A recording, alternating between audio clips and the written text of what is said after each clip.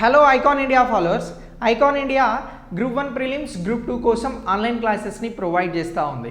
So ఈ online క్లాసెస్తో పాటు మీకు కరెంట్ అఫైర్స్ కూడా లాస్ట్ 6 మంత్స్కి సంబంధించినటువంటి కరెంట్ అఫైర్స్ ఒకే దగ్గర క్లాసెస్ రూపంలో వీడియో క్లాసెస్లో కావాలి అని అనుకుంటే మీరు మాకు కాల్ చేయాల్సినటువంటి నెంబర్ 6301468465కి కాల్ చేసి మీరు ఆన్లైన్ క్లాసెస్ని పొందవచ్చు.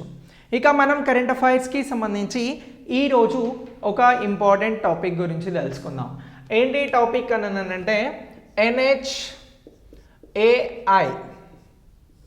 సో ఈ NHAI ఏంటి అని తెలుసుకునే ముందు కొన్ని ప్రశ్నలు తెలుసుకుందాం. ప్రశ్నల్ని సో భారతదేశంలో అతి పొడవైనటువంటి నేషనల్ హైవే ఏంటి? దాని పొడవెంత? ఎక్కడి నుంచి ఎక్కడి వరకు ఉంది? భారతదేశంలో అతి చిన్న అంటే అతి తక్కువ పొడవు ఉన్నటువంటి నేషనల్ హైవే ఏంటి? అది ఎక్కడ ఉంది? ప్రపంచంలోనే అతి ఎత్తైన రెండవ అతి ఎత్తైన నేషనల్ హైవే ఎక్కడి నుంచి ఎక్కడి వరకు ఉంది? సో ఇలాంటి ప్రశ్నలకి ఈ క్లాస్లో మనం తెలుసుకుందాం. ఇక ఇక్కడ ఏమంటున్నాం మనం? NHAI అని అంటున్నాం. మరి NHAI అంటే ఏమిటి అని అంటే national highways authority of India అని అంటున్నాం. ఏమంటున్నాం? National highways authority of India అని అంటున్నాం. ఈ నేషనల్ హైవేస్ అథారిటీ ఆఫ్ ఇండియానే తెలుగులో ఏమంటున్నాము అని అంటే ఏమని పిలుస్తున్నాము అని అంటే జాతీయ రహదారుల అథారిటీ ఆఫ్ ఇండియా అని చెప్పేసి పిలుస్తున్నాం. ఓకేనా? మరి ఈ national highways authority of India అనేది ఎప్పుడు ప్రారంభించడం జరిగింది దీనిని అని అంటే 1988లో ప్రారంభించడం జరిగింది. ఓకే, ఈ national highways authority of India ఏ మంత్రిత్వ శాఖ పరిధిలో ఉంటుంది అని అంటే రోడ్డు రవాణా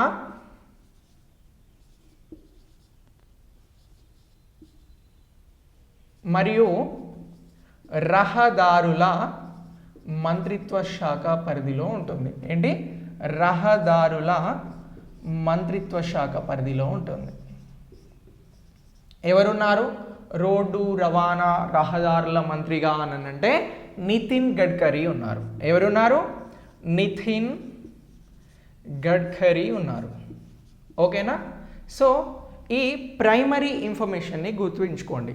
మనం ఇక్కడ కరెంట్ అఫైర్స్లో NHAI గురించి తెలుసుకుందాము అని అన్నాం. మరి NHAI ఏమని ప్రకటించింది అని అంటే NHAI ఏవైతే భారతదేశంలో ఉన్నటువంటి రహదారుల కారిడార్స్ ఉన్నాయో ఆ రహదారుల కారిడార్స్కి ఏమి ఇస్తాము అని చెప్పింది అని అంటే ర్యాంకింగ్స్ ఇస్తాము అని చెప్పింది. ఏమని? ర్యాంకింగ్ ఇస్తాము అని చెప్పేసి ప్రకటించింది ఇటీవల. ఎవరు ప్రకటించారు ర్యాంకింగ్స్ని ఇస్తాము అని చెప్పేసి అని అంటే NHAI అని చెప్పేసి గుర్తుంచుకోండి. ఓకేనా? మరి ఎలా ఇస్తుంది ఈ ర్యాంకింగ్స్ని అని అంటే ఈ ర్యాంకింగ్స్ని ఇవ్వడానికి 3 అంశాలను బేస్ చేసుకుంటుంది ఈ NHAI. ఏంటేంటి ఆ అంశాలు అని అంటే ఒకటి హైవే ఎఫిషియన్సీ. ఏంటి? Highway efficiency. దీనిని ఏమంటున్నాము మనం? రహదారికి సంబంధించినటువంటి సామర్థ్యం. ఓకేనా? ఇక రెండోది ఏంటి అని అంటే దీనికి 45% మార్క్స్ని ఇవ్వబోతున్నారు ర్యాంకింగ్లో. ఓకే, ఇక రెండోది ఏంటి అని అంటే హైవే సేఫ్టీ. ఏమంటున్నాం? హైవే సేఫ్టీ అని అంటున్నాం. దీనికి ఎంత ర్యాంకింగ్ని ఇవ్వబోతున్నారు అని అంటే 35% ఇవ్వబోతున్నారు. ఇక్కడికి ఎంత అయింది? 80% అయింది. అవునా? అయితే మరొకటి ఏంటి అని అంటే యూజర్ సర్వీసెస్ అనేటువంటి మరొక అంశాన్ని కూడా తీసుకుంటున్నారు. యూజర్ సర్వీసెస్ సర్వీస్ దీనికి ఎంత అని అంటే 20%.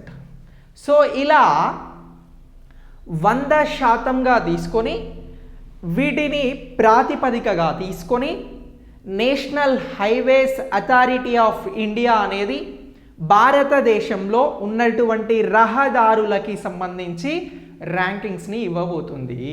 దేనికి ర్యాంకింగ్స్ని ఇస్తుంది అని అంటున్నాం? రహదారులకి ర్యాంకింగ్స్ అనేది ఇస్తూ ఉంది అని చెప్పేసి అంటున్నాం. అవునా? సో ఈ రహదారులకి సంబంధించి ఇచ్చేటువంటి ర్యాంకింగ్స్ ఏదైతే ఉన్నాయో ఈ ర్యాంకింగ్స్ అనేవి ఎందుకు ఇవ్వబోతున్నారు? వీటికే ఇస్తున్నారా, ఇంకా వేటికైనా ఇస్తున్నారా అని అంటే వీటితో పాటు మరి ఏమైనా అంశాలను ప్రాతిపదికగా తీసుకుంటున్నారా ఈ రహదారులకి సంబంధించి అని అంటే, ఫర్ ఎగ్జాంపుల్ మనం ఇప్పుడు ఒక రహదారి మీద బయలుదేరాం. రహదారి మీద అంటే ఒక నేషనల్ హైవే మీద ప్రయాణిస్తున్నాం. ఈ ప్రయాణిస్తున్నప్పుడు మనకు కనిపించేటువంటి అన్ని అంశాలని కూడా ప్రాతిపదికగా తీసుకోబోతున్నారు. వేటితో పాటు?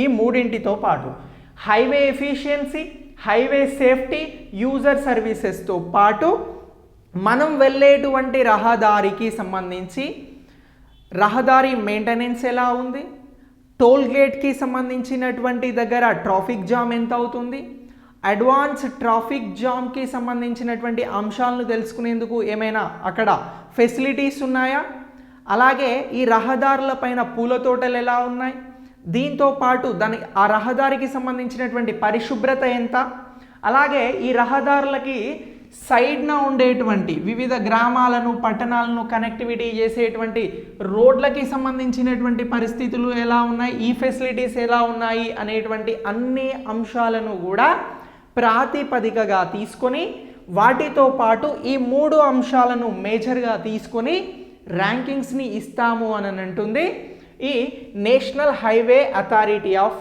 ఇండియా. ఓకేనా? మరి ఈ ర్యాంకింగ్స్ని ఇప్పుడు వేటికి ఇవ్వబోతున్నారు? రహదారులకి ఇవ్వబోతున్నారు, కారిడార్స్కి ఇవ్వబోతున్నారు. వీటితో పాటు కొన్ని ప్రాజెక్టులకి కూడా ర్యాంకింగ్స్ని ఇస్తాము అని చెప్పేసి చెప్తా ఉంది ఈ NHAI. మరి ఏ ప్రాజెక్టులకి ర్యాంకింగ్స్ని ఇస్తాము అని చెప్తుంది అని అంటే ఈ ప్రాజెక్టుల గురించి తెలుసుకోవాలి ఇప్పుడు మనం. ఏంటి అని అంటే BOT. ఏంటి BOT అని అంటే బిల్డ్, ఆపరేట్, ట్రాన్స్ఫర్. ఏమంటున్నాం? Build, operate, transfer. సో ఈ ట్రాన్స్ఫర్ మరి ఇది ఏ విధంగా ఉంటుంది? బిల్డ్, ఆపరేట్, ట్రాన్స్ఫర్ అనేది అని అంటే ఇది PPP మోడల్లో ఉంటుంది. ఏమంటున్నాం? PPP, పబ్లిక్ ప్రైవేట్ పార్ట్నర్షిప్ మోడల్లో ఉంటుంది. ఈ BOT అనే దానిని ఎవరైతే ప్రైవేట్ వ్యక్తులు ఉన్నారో వారు ఒక ప్రణాళికను తయారు చేసి నిర్మించి దాని ద్వారా వారు పెట్టినటువంటి పెట్టుబడులను తీసుకుని తరువాత ప్రభుత్వానికి ట్రాన్స్ఫర్ చేస్తారు. దాన్నే ఏమంటున్నాం? BOT అని అంటున్నాం, బిల్డ్, ఆపరేట్, ట్రాన్స్ఫర్. ఓకేనా? ఇది గుర్తుంచుకోండి, ఇది ఒక ప్రాజెక్ట్. ఇక ఇలాంటి ప్రాజెక్ట్స్ ఉంటాయి. రెండోది ఏంటి అని అంటే HAM. అంటే ఏంటి అని అంటే hybrid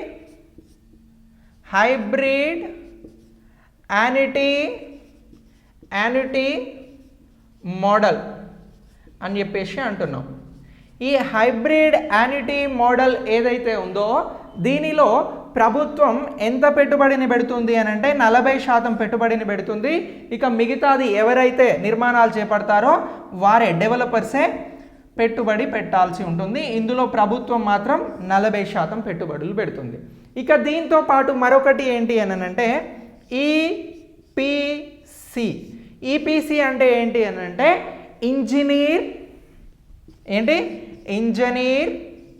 procurement and construction. Construction. So EPC అంటే ఏమంటున్నాం? ఇంజనీర్, ప్రొక్యూర్మెంట్ అండ్ కన్స్ట్రక్షన్ అని అంటున్నాం.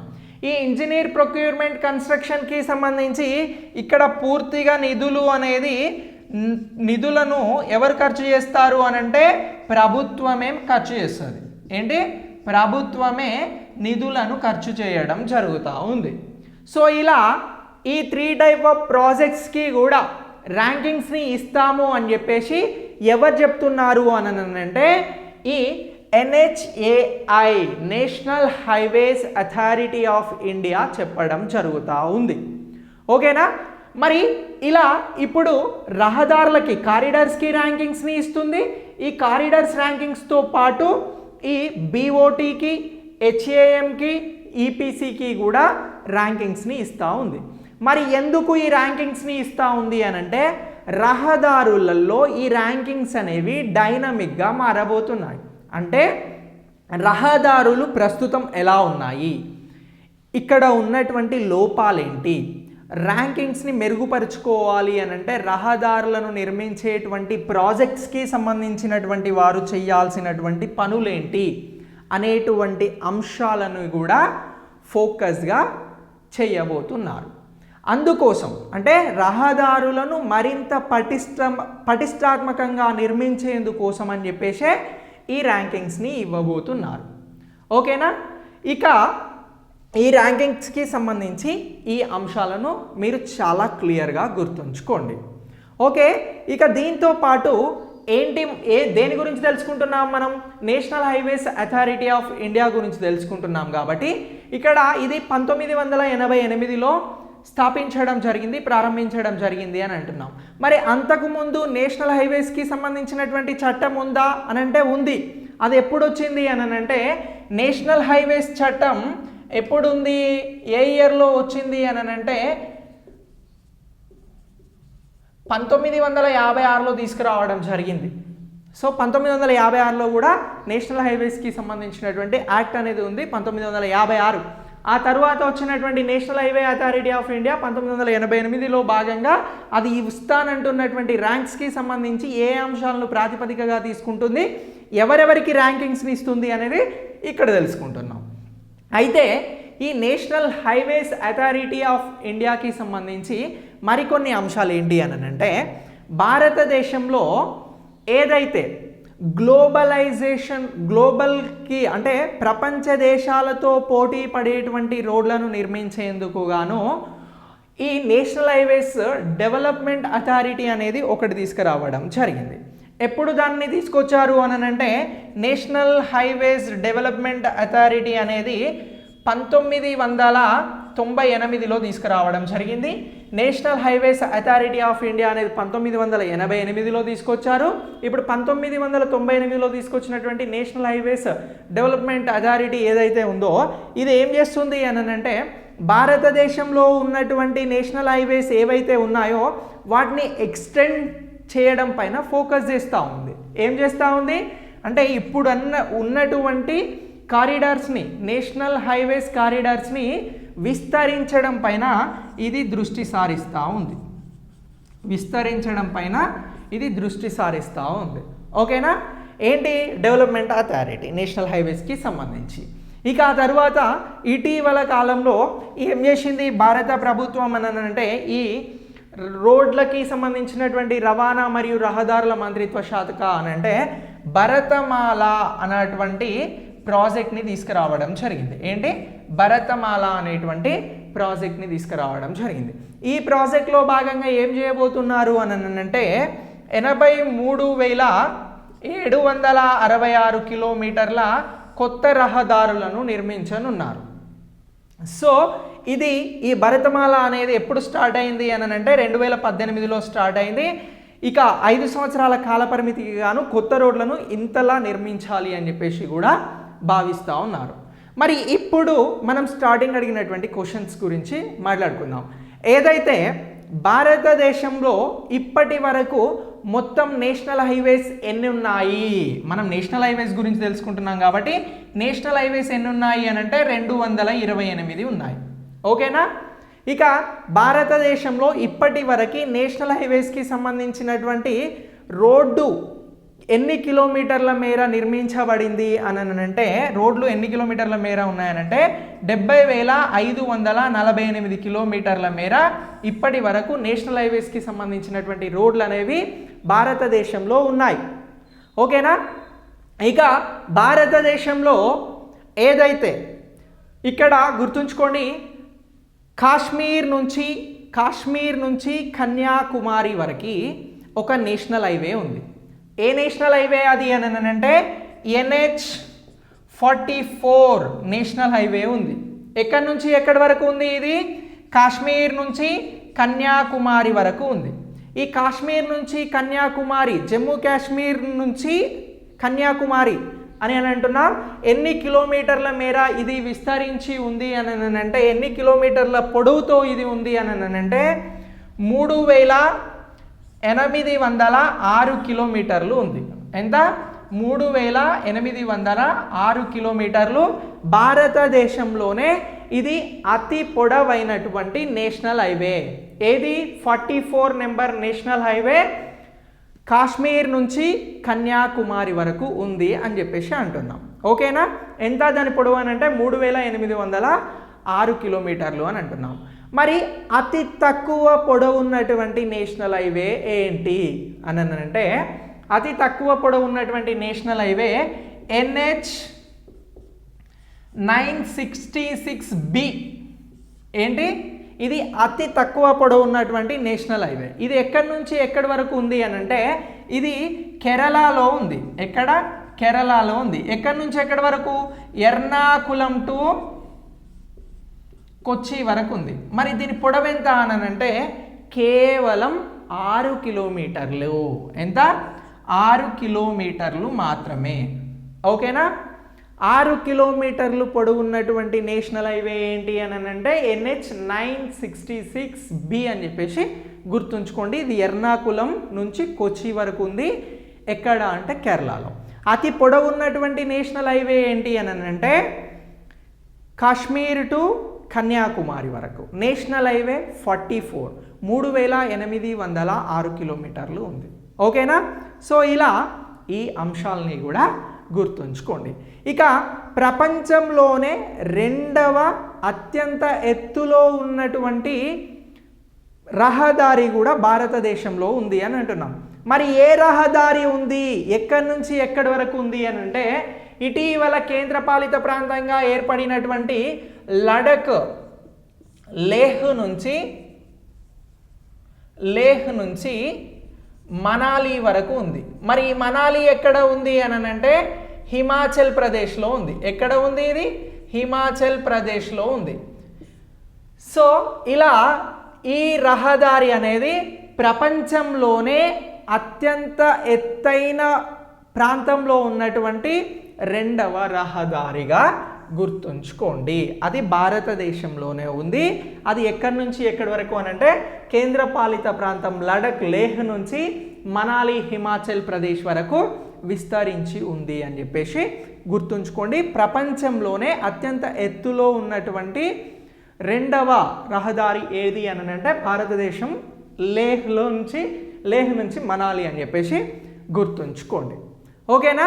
సో ఇలా ఈ అన్ని అంశాలని కూడా మీరు కరెంట్ అఫైర్స్లో అప్డేట్ చేసుకోండి. ఇక ఈ భారతదేశంలో నేషనల్ హైవేస్ 228 ఉన్నాయి అని చెప్పేసి చెప్పాం. అవునా? ఈ 228 ఉన్నటువంటి ఈ నేషనల్ హైవేస్ను లెక్కగట్టడానికి కూడా ఒక విధానాన్ని తీసుకున్నారు. అంటే నేషనల్ హైవే 1, 2, 3, 4 అనేది ఎలా ఇవ్వాలి అని చెప్పేసి, అంటే మనం బేసి సంఖ్యలు, ఆడ్ నెంబర్స్, అలాగే ఈవెన్ నెంబర్స్, సరి సంఖ్యలు అని అంటాం. సో ఇలా నేషనల్ హైవేస్కి బైఫర్కేట్ చేయడం జరిగింది. నేషనల్ హైవేస్ని విడదీయడం జరిగింది. ఫర్ ఎగ్జాంపుల్ ఈ మ్యాప్ని గుర్తుంచుకోండి. North, south, east, west. ఓకేనా? ఇప్పుడు ఈ నార్త్ నుంచి సౌత్కి ఒక హైవే వచ్చింది. అది భారతదేశంలోనే అతిపెద్ద హైవే అని చెప్పాం. ఏ హైవే అది?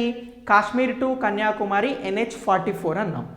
ఈ NH-44 అని అంటున్నాం కాబట్టి ఈ 44 అనేది ఏమవుతుంది? Even numbers. అవునా? సరి సంఖ్యలు ఉంటాయి. అయితే ఈ ఉత్తరం నుంచి దక్షిణానికి వెళ్ళేటువంటి నేషనల్ హైవేస్ ఏవైతే ఉంటాయో వాటికి సరి సంఖ్యలను ఇవ్వడం జరుగుతుంది. ఈవెన్ నెంబర్స్ని అలర్ట్ చేస్తారు ఆ నేషనల్ హైవేస్కి. ఎట్నుంచి ఎటు? ఉత్తరం నుంచి, నార్త్ నుంచి సౌత్కి వచ్చే నేషనల్ హైవేస్కి ఈవెన్ నెంబర్స్ని ఇస్తారు. ఓకే? క్లియర్? ఇక ఆ తర్వాత ఈస్ట్ నుంచి వెస్ట్కి, అంటే ఏదైతే అరుణాచల్ ప్రదేశ్ టు ముంబై మహారాష్ట్రకు వచ్చేటువంటి ఈ రహదారులు ఉంటాయో, ఈ నేషనల్ హైవేస్ ఉంటాయో, వీటికి ఆడ్ నెంబర్స్ ఇస్తారు. ఏంటి? బేసి సంఖ్యలను కేటాయించడం జరుగుతుంది. సో ఈ అంశాన్ని కూడా మీరు ఇంపార్టెంట్గా గుర్తుంచుకోండి. సో ఓవరాల్గా ఇప్పుడు మనం కరెంట్ అఫైర్స్కి సంబంధించి జాగ్రఫీ పాయింట్ ఆఫ్ వ్యూలో చాలా అంశాలను తెలుసుకున్నాం. ఓకేనా? సో ఇలా ఈ national highways authority of India ఇస్తున్నటువంటి ర్యాంక్స్కి సంబంధించి, ప్రాజెక్టులకి ఇస్తున్నటువంటి ర్యాంక్స్కి సంబంధించి, అలాగే భారతదేశంలో ఉన్నటువంటి రహదారులకి సంబంధించి, పొడవైన రహదారులు ఏంటి, చాలా అతి తక్కువ దూరం ఉన్నటువంటి రహదారులు ఏంటి, ఎత్తైన ప్రదేశాల్లో ఉన్నటువంటి రహదారులు ఏంటి, రహదారులకి కోడింగ్స్ నెంబర్స్ అనేవి ఎలా ఇస్తారు అనేటువంటి అన్ని అంశాలను కూడా మనం ఇక్కడ తెలుసుకోవడం జరిగింది. సో ఇవన్నీ రాసి పెట్టుకోండి. పక్కాగా ఇక్కడ నుంచి ఏదైనా ప్రశ్న వస్తే 100% ఆన్సర్ చేయగలుగుతారు. సో ఫ్రెండ్స్, ఇలాంటి క్లాసెస్ మీకు కావాలి అనుకుంటే మీరు మాకు కాల్ చేసి ఆన్లైన్ క్లాసెస్ తీసుకోవచ్చు. Thanks for watching.